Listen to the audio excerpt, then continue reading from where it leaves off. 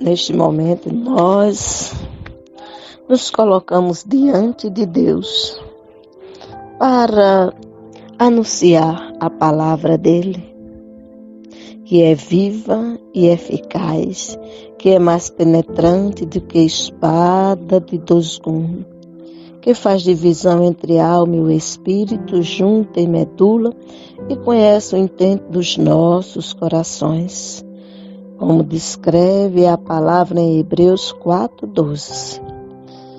Neste momento, nós vamos meditar na palavra de Deus, um texto que se encontra no Evangelho segundo João, nos versículos de 1 ao 15, que tem por título: Jesus conforta os discípulos. Que você e eu possamos em todo tempo e lugar ter o discernimento da palavra de Deus e saber que é Ele quem nos conforta. Ele conforta quem? Ele conforta os seus discípulos. Se você ainda não é discípulo de Jesus, Ele está te dando a oportunidade neste momento de você ouvir a sua palavra e deixar que o Espírito Santo de Deus fale ao teu coração, para que você possa entender que Deus tem um plano sublime em sua vida. Um plano que vai além do nosso entendimento. Pois disse o Senhor a seus discípulos: não se turbe o vosso coração, credes em Deus, crede também em mim. Na casa de meu Pai há muitas moradas. Se assim não fora, eu vos teria dito, pois vou preparar-vos lugar. E quando eu for e vos preparar lugar, voltarei e vos receberei para mim mesmo, para que, onde eu estou, estejais vós também. E vós sabeis o caminho para onde eu vou.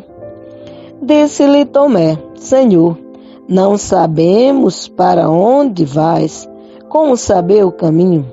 Respondeu-lhe Jesus: eu sou o caminho e a verdade e a vida. Ninguém vem ao Pai senão por mim. Se vós me tivesseis conhecido, conhecereis também o meu Pai. Desde agora o conheceis e o tendes visto. Replicou-lhe Filipe: Senhor, mostra-nos o Pai, e isso nos basta. Disse-lhe Jesus: Filipe, há tanto tempo estou convosco e não me tendes conhecido? Quem me vê a mim, vê o Pai. Como dizeis tu, mostra-nos o Pai? Não credes que eu estou no Pai e que o Pai está em mim? As palavras que eu vos digo, não as digo por mim mesmo, mas o Pai que permanece em mim faz as suas obras. Crede-me que estou no Pai e o Pai em mim. Crede, ao menos por causa das mesmas obras. Em verdade vos digo que aquele que crê em mim fará as obras que eu faço, e outras maiores fará, porque eu vou para junto do Pai. E tudo quanto pedirdes em meu nome, isso farei, a fim de que o Pai seja glorificado no Filho. Se me pedirdes alguma coisa em meu nome, eu farei. Se me amais, guardareis os meus mandamentos. Nós contemplamos o texto da palavra do Senhor que fora lida, um diálogo entre Jesus e os seus discípulos, diálogo esse que ele vem mostrar a importância de buscar a sua face, a importância de crer nele e crer no que ele veio fazer na terra em favor daqueles que nele crê. Quando você olha o contexto do texto lido, que é do capítulo 14, os versos de 1 a 15, você vai encontrar essa explicação de Jesus, ou esta revelação de Jesus, ou esse ensinamento de Jesus aos seus discípulos, mostrando a importância de crer nele, de saber quem ele é, de saber aonde ele está, de saber com quem ele está. Pois olhando uma explicação que se encontra na Bíblia de Genebra, referindo-se ao capítulo 1, verso 1, até o capítulo 16, verso 33, você vai ter nesse conteúdo o seguinte ensinamento: o discurso de despedida. João registra as várias maneiras pelas quais Jesus confortou os seus discípulos enquanto eles enfrentavam a iminência de sua morte e quanto às provações que viriam nos anos seguintes. Esse material, ou seja, os capítulos do 14 ao 16, está dividido em 5 sessões, que são a morada, capítulo 14, dos versos de 1 ao 4, o caminho, capítulo 14, verso 5 ao 14, que serão os textos em que estaremos refletindo neste momento. O Espírito Santo, verso 15 ao verso 31, eu li só até o verso 15. Na explicação, nós podemos ver um pouco mais do restante do capítulo, que vai dos versos 16 ao verso 31, em que Jesus promete a seus discípulos outro Consolador, ou seja, o envio do Espírito Santo. E ainda neste texto de explicação aos seus discípulos, no capítulo 15, você vai ter a videira e os ramos, isto nos versos de 1 a 17, e depois do verso 18, do capítulo 15, até o capítulo 16, verso 33, e o Consolador dura durante a perseguição. Você e eu não estamos só neste mundo tenebroso, porque o Espírito Santo se encontra com aqueles que nele crê. Crê em quem? Crê na pessoa de Jesus, crê que Jesus foi enviado por Deus, crê que Jesus cumpriu a vontade de Deus, crê que em Jesus o ser humano é mais do que vencedor. Ainda falando a respeito do capítulo 14, no verso 1, olhando para a explicação dada na Bíblia de Genebra, nós temos o texto nos chama a atenção a não se turbe o vosso coração. E a explicação é: essa passagem de consolo supremo foi oferecida por Jesus num momento de muito sofrimento por causa da iminente traição de Judas e da deserção de Pedro, além do que foi dado somente algumas horas antes da agonia do Getsêmani e do tormento da cruz, como pode ser visto no capítulo 13, verso 21. No entanto, suas afirmações estão impregnadas de um tom de paz sublime, cuja intenção era ministrar ao coração temeroso dos discípulos e não focalizar nas dificuldades de Jesus. Quando Jesus diz para eles, naquele momento, não se turbe o vosso coração, estava dizendo, se vocês até agora confiaram em mim, viram em mim o Filho de Deus, viram em mim que faço a obra do meu Pai, ou seja, a obra de Deus, permaneçam firmes, não se angustiem, não se entristeça, porque eu vou cumprir a vontade do Pai em o vosso favor. As dificuldades estavam para Jesus, porque era Jesus quem tinha total conhecimento que a hora se aproximava dele cumprir a promessa que foi feita em Gênesis 3:15, que era de esmagar a cabeça da serpente, porque fora a serpente que havia conduzido o homem à queda, conduzido o homem a se separar de Deus. Como você lê em Gênesis capítulo 3, os versos 1 ao 15, você vai contemplar toda a leitura da queda e o diálogo de Deus apresentando a solução diante dessa queda. Disse o Senhor no verso 15 de Gênesis 3, porém inimizade entre ti e a mulher, entre a tua descendência e o seu descendente. Este te ferirá a cabeça e tu lhe ferirás o calcanhar.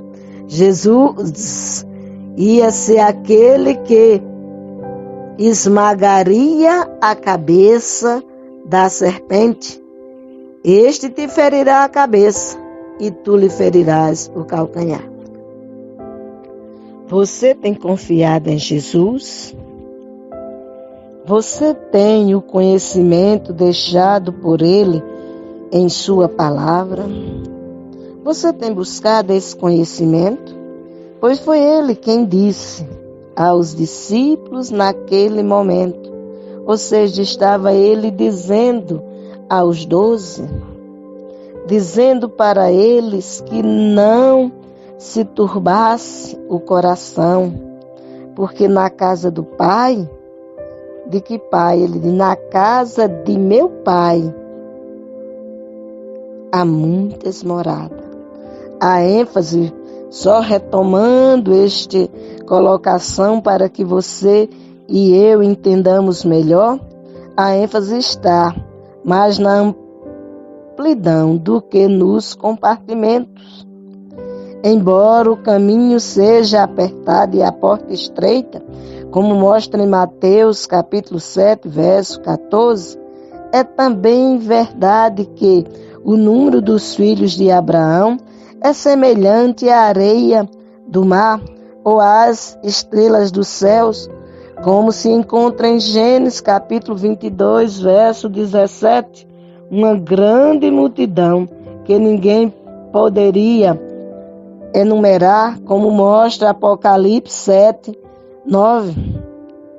Jesus está falando dessa grandeza, desse cuidado, desse zelo que Ele tem em apresentar aos seus discípulos o que é que Ele reservou para os que nele crêem.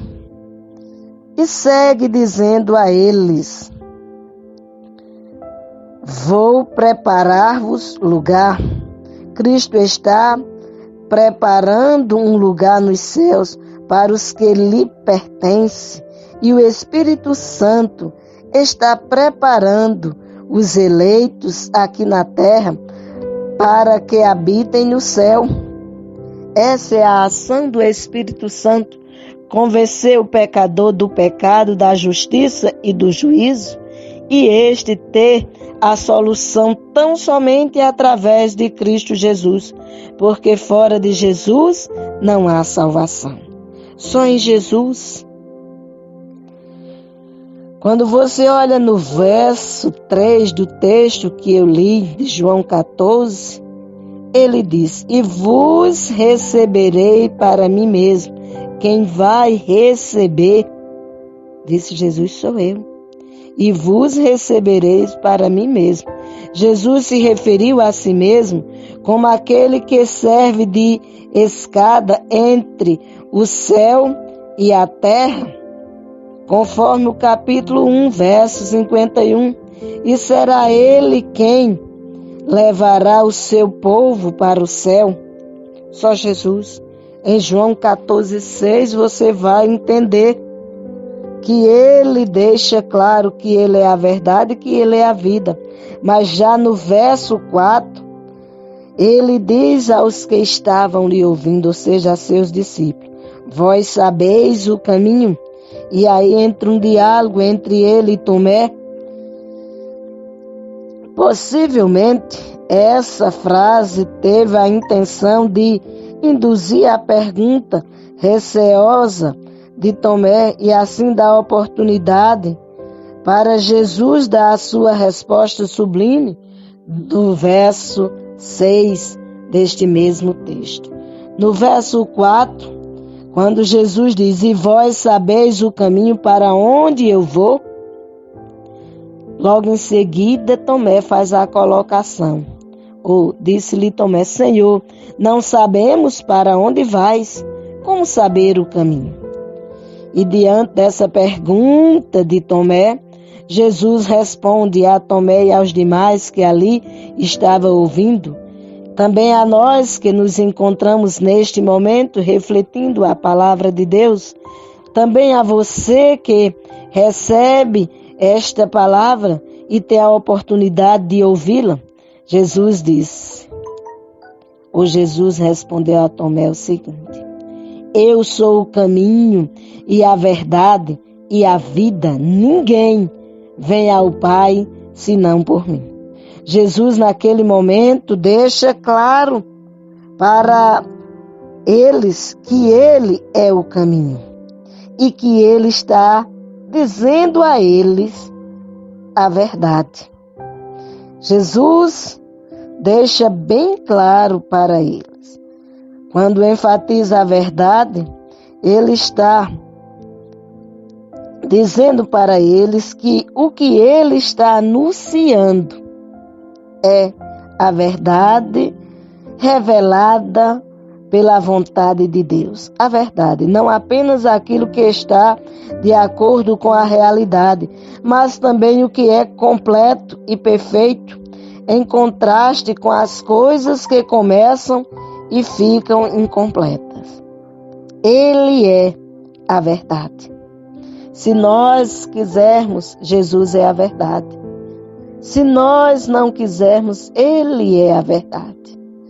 Porque fora ele que fora enviado pelo Pai para esmagar a cabeça da serpente, para dar a oportunidade do homem se reconciliar com Deus. Ele segue, além de dizer que é o caminho, além de dizer que é a verdade, ele diz que é a vida. Veja que a frase expressa por Jesus é mostrando as três condições claramente, e que as três condições se encontram exclusivamente nele. Pois ele diz, eu sou o caminho. Ele não diz assim, eu sou um caminho, não. Ele diz, eu sou o caminho, ou seja, o único caminho. E a verdade. Você busca a verdade, eu sou a verdade. Com relação à verdade, nós vimos que ele quer mostrar aos que o escutam que tudo que o ser humano necessita encontra exclusivamente em Deus. O homem anseia pela vida e Ele é a vida. Com relação à vida, a Bíblia de Genebra, ou os escritores da Bíblia de Genebra, que é uma Bíblia de estudo, que faz explicações de termos, ele diz: não apenas a existência, que, aliás, é eterna para todas as pessoas, mas uma plenitude de vida em perfeita realização com o propósito de Deus. Ele é aquele que foi enviado por Deus para concretizar a vontade de Deus. E ele diz: ninguém vem ao Pai senão por mim. Uma afirmação poderosa do caráter exclusivo de Cristo como caminho para a salvação. Por propor e afirmar outros caminhos é iludir as pessoas e desfazer a necessidade de encarnação e redenção de Jesus. Se existissem outros caminhos, Jesus não precisava ter tomado a forma de homem, como diz em João capítulo 1, verso 14, que o Verbo se fez carne e habitou entre nós, cheio de graça e de verdade, e vimos a sua glória como a do unigênito do Pai. Jesus veio com a finalidade de resgatar o pecador e colocá-lo diante do Pai, para a glória do Pai, através do Filho, e para a glória do Filho diante do Pai. Se vós me tivesse conhecido, disse Jesus no verso 7 a Tomé, se vós me tivesse conhecido, conhecereis também a meu Pai. Desde agora o conheceis e o tendes visto. Eles estavam vendo Jesus. Jesus e o Pai são um. E o que ele estava querendo mostrar com isso? Que todas as bênçãos nomeadas anteriormente são resumidas no conhecimento de Deus, que é muito mais do que uma percepção intelectual, pois envolve um compromisso de coroação entre ele, Deus, e Jesus, entre Jesus e Deus, ou seja, reflete o pacto que Deus havia feito antes de nos trazer à existência. Aí você segue o texto no verso 8, Filipe dizendo, ou perguntando, diz o texto, replicou-lhe Filipe: Senhor, mostra-nos o Pai e isso nos basta. É o suficiente se você fizer isso. Mas a resposta de Jesus ao pedido de Filipe revela o seu equívoco. O equívoco de quem? De Filipe. Porém, fornece a oportunidade para o comentário que vem a partir do verso 9, dado pelo próprio Jesus. Jesus vai dizer a Filipe e aos que lhe escutam, no verso 9, a partir do verso 9, continuando o diálogo, disse Jesus: Filipe, há tanto tempo estou convosco e não me tendes conhecido? Jesus faz a pergunta e diz a ele e aos que ali estavam, e diz a você e a mim agora nesse momento: quem me vê a mim, vê o Pai. Como dizeis tu, mostra-nos o Pai.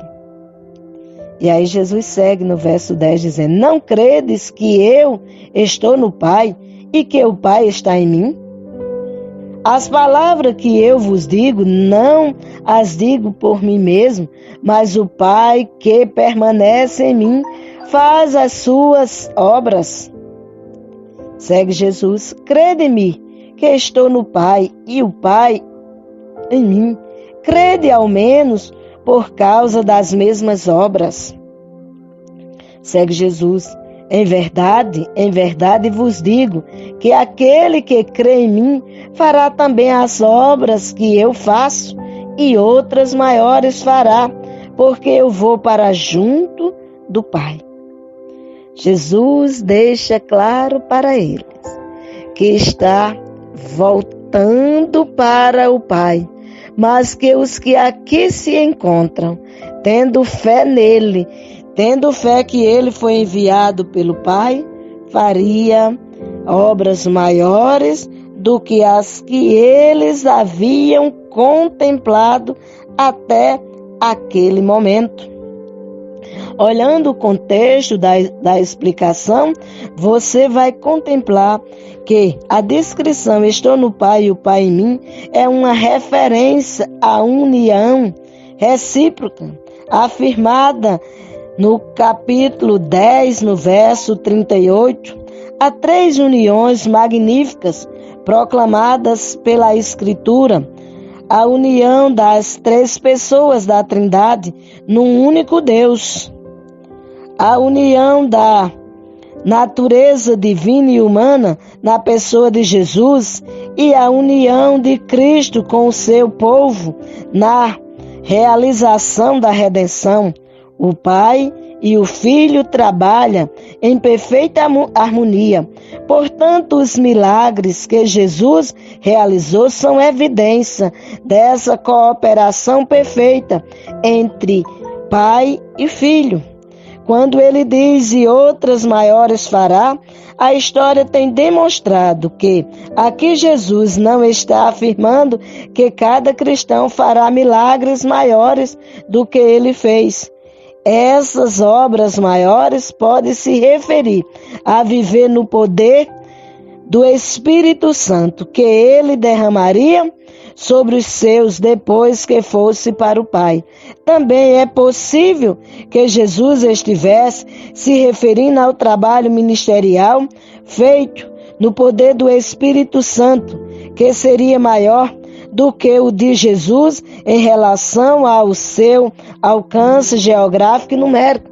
Porque em relação ao alcance geográfico e numérico, ele estava falando: eu estou aqui, nesse espaço, nesse lugar, nesse momento. Mas quando o Espírito Santo vier, ele vai estar em toda a face da terra.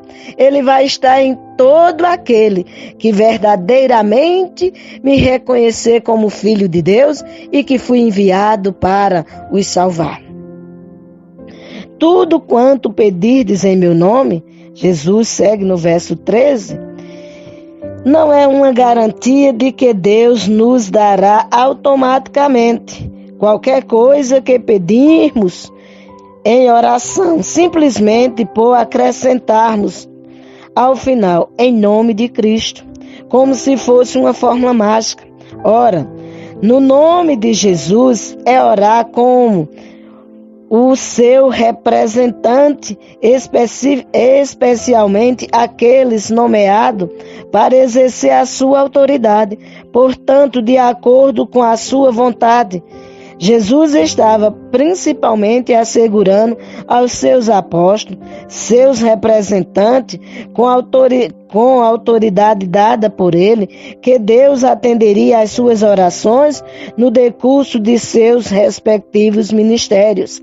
Essa garantia também se aplica em menor grau à igreja, que também representa Cristo na terra, como encontramos em 1 Coríntios, capítulo 5, verso 4, embora com menos autoridade do que os apóstolos, como se encontra no capítulo 15, verso 7 e verso 16, e a fim de que o Pai seja glorificado no Filho.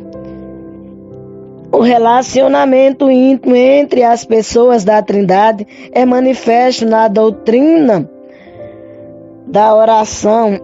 Aqui o Filho é apresentado como fazendo o que é pedido em outras passagens. É o Pai quem concede. Capítulo 15, verso 16, capítulo 16, verso 23, ambos no Evangelho de João. Aqui o Pai é glorificado no Filho pela eficácia na resposta da oração. O Espírito Santo nos ajuda em nossas orações e intercede por nós, como mostra em Romanos capítulo 8, versos 26 e 27.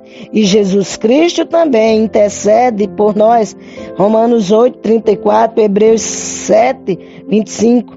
Essas declarações são todas verdadeiras e elas não são contraditórias, elas se complementam.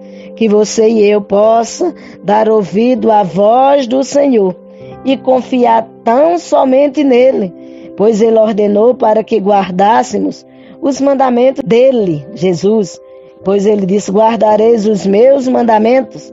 A verdadeira prova de amor não é uma expressão oral, mas um modo de vida em obediência.